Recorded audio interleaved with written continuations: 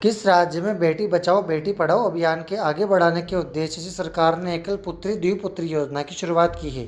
आंध्र राजस्थान।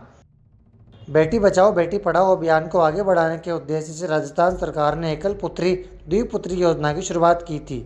इस योजना के तहत अगर परिवार में इकलौती बेटी है या दो बेटियां हैं तो उन्हें 10वीं और 12वीं में अच्छे नंबर लाने पर सरकार की ओर से एकमुश्त पैसा दिया जाता है। अगर जुड़वा बेटियां हैं तो 3 बेटियों तक भी इस योजना का लाभ मिल सकता है। इस योजना की खास बात यह है कि यह सभी वर्ग की छात्राओं के लिए है। अगर आप राज्य की कट ऑफ लिस्ट में तय नंबर नहीं ला पाते तो भी जिला स्तर के कट ऑफ में नंबर लाने पर स्कॉलरशिप पा सकते हैं। राजस्थान बोर्ड 10वीं या 12वीं की परीक्षा में तय कट ऑफ नंबर या उससे ज़्यादा होंगे तो परिवार में एक ही या सिर्फ 2 बेटियां ही होनी चाहिए।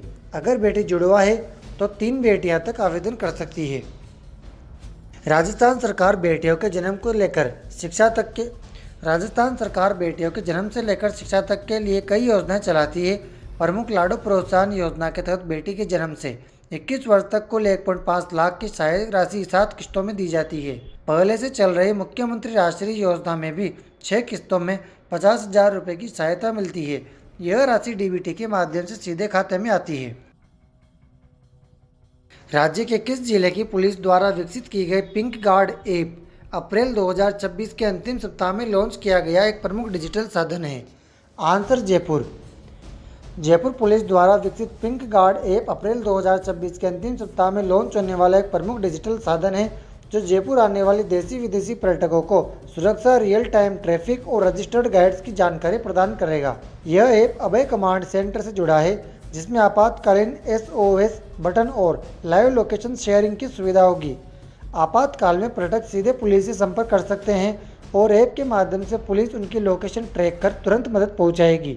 जयपुर के प्रमुख स्थलों का मैप और ट्रैफिक की रियल टाइम स्थिति देखने को मिलेगी।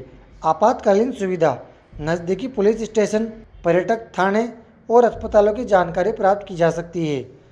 इस एप्लीकेशन की जानकारी देते हुए पुलिस कमिश्नर ओम प्रकाश ने बताया कि ऐप में पर्यटकों को यह सुविधा भी दी जाएगी कि अगर कोई गार्ड अभद्र व्यवहार करता है या शुल्क ज़्यादा वसूलता है तो उसकी गोपनीयता शिकायत भी ऐप के जरिए कर सकेंगे। शिकायत सही पाए जाने पर संबंधित गाइड को लिस्ट से हटाकर उसके खिलाफ कार्रवाई की जाएगी। पुलिस कमिश्नरेट स्तर पर इस ऐप का संचालन अभय कमांड सेंटर से किया जाएगा जिससे हर गतिविधि पर नज़र रखी जा सकती है।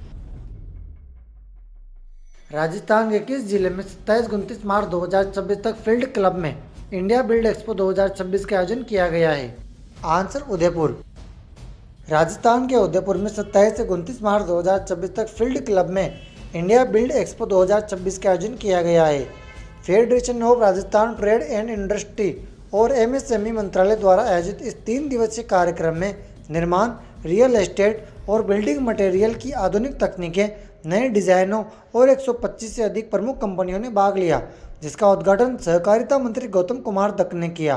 राजस्थान में MSME मंत्रालय वर्तमान में प्रदेश के औद्योगिक विकास और उद्यमियों के वैश्विक मंच प्रदान करने के लिए कई महत्वपूर्ण कदम उठा रहा है।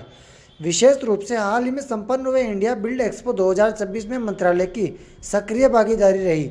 एक्सपो से पहले 29 जनवरी 2026 को मंत्रालय के विकास कार्यालय द्वारा एक उद्यमी जागरूकता कार्यक्रम आयोजित किया गया जिसका उद्देश्य नई तकनीकों की सरकारी योजनाओं की जानकारी देना था। केंद्र सरकार ने किस राज्य में पूंजी निवेश के लिए राज्यों को विशेष सहायता योजना के तहत अंतर्गत बुनियादी ढांचे के विकास के लिए वित्तीय सहयोग किया है? आंसर राजस्थान। केंद्र सरकार ने राजस्थान में पूंजी निवेश के लिए राज्यों को विशेष सहायता योजना के अंतर्गत बुनियादी ढांचों के विकास के लिए वित्तीय सहयोग शुरू किया है। यह योजना 50 वर्षों के लिए ब्याज मुक्त ऋण प्रदान करती है जिसका उद्देश्य राज्य में प्रमुख पर्यटन स्थलों, शहरी विकास और भौतिक अवसंरचना को मजबूत करना है।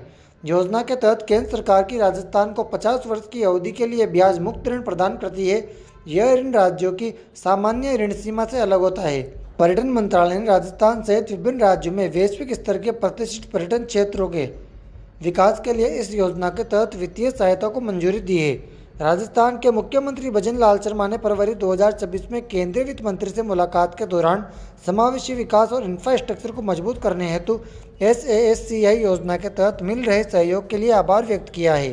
राज्यों को पूंजी निवेश हेतु विशेष सहायता योजना जिसका मुख्य उद्देश्य वैश्विक स्तर पर प्रतिष्ठित पर्यटन केंद्रों का विकास करना है। भारत सरकार द्वारा 2024-25 में शुरू की गई एक योजना है। यह राज्य को शीर्ष स्तरीय पर्यटन स्थल के विकास, बुनियादी ढांचे में सुधार और स्थानीय अर्थव्यवस्थाओं को बढ़ावा देने के लिए 100% केंद्र द्वारा वित्त पोषित वित्तीय सहायता प्रदान करती है। राजस्थान में किसको राजस्थान का गांधी कहा जाता है? जो उपाधि उनके गांधीवादी सिद्धांतों, सत्य, अहिंसा, खादी के प्रचार, समाज सेवा और स्वतंत्रता संग्राम में सक्रिय भूमिका निभाने के कारण दी गई थी। आंसर गोकुल भाई भट्ट। दोस्तों, डेली क्लासेस की अपडेट के लिए आप टेलीग्राम ज्वाइन कर लीजिए और साथ ही इंस्टाग्राम को भी फॉलो कर लीजिए। वीडियो अच्छी लगी हो तो इसे लाइक करके चैनल को सब्सक्राइब भी कर लीजिए। कल फिर मिलते हैं। Thank you.